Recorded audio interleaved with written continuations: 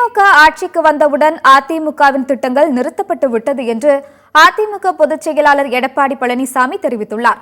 சேலம் மாவட்டம் ஆத்தூரில் மாற்றுக் கட்சியினர் அதிமுகவில் இணையும் நிகழ்ச்சி நடைபெற்றது. இந்த நிகழ்ச்சியில் பேசிய எடப்பாடி பழனிசாமி, திமுக அரசுக்கு நல்ல திட்டங்கள் என்றாலே பிடிக்காது என்றும், திமுக ஆட்சிக்கு வந்தவுடன் அதிமுகவின் அற்புதமான திட்டங்கள் அனைத்தும் நிறுத்தப்பட்டு விட்டது என்றும் குற்றம் சாட்டினார். குடிமாரத்து, தாலிக்கு தங்கம், மினி கிளினிக் திட்டங்களை திமுக அரசு நிறுத்திவிட்டது என்றும், ஏழைக்கு உதவும் எந்த திட்டமும் திமுக தலைவர் ஸ்டாலினுக்கு பிடிப்பதில்லை எனவும் விமர்சித்தார். தமிழகத்தில் பாலியல் குற்றங்கள் அதிகரிக்க கஞ்சா போதையே காரணம் என்று கூறிய எடப்பாடி பழனிசாமி, குழந்தைகளை பள்ளிக்கு நிம்மதியாக அனுப்ப முடியவில்லை என்றும், தமிழகத்தில் அவல ஆட்சி நடைபெற்று வருவதாக கூறினார்.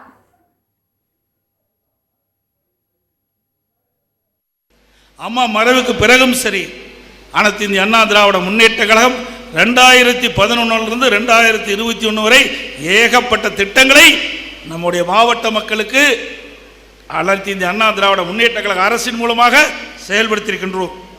ஆனால் எவ்வளவு திட்டங்கள் கொண்டு வந்தாலும் 2021 ஆட்சி மாற்றம் ஏற்பட்டு திராவிட முன்னேற்ற கழக ஆட்சிக்கு வந்த பிறகு நாம் கொண்டு வந்த அற்புதமான திட்டத்தை எல்லாம் முடக்கிவிட்டார்கள்.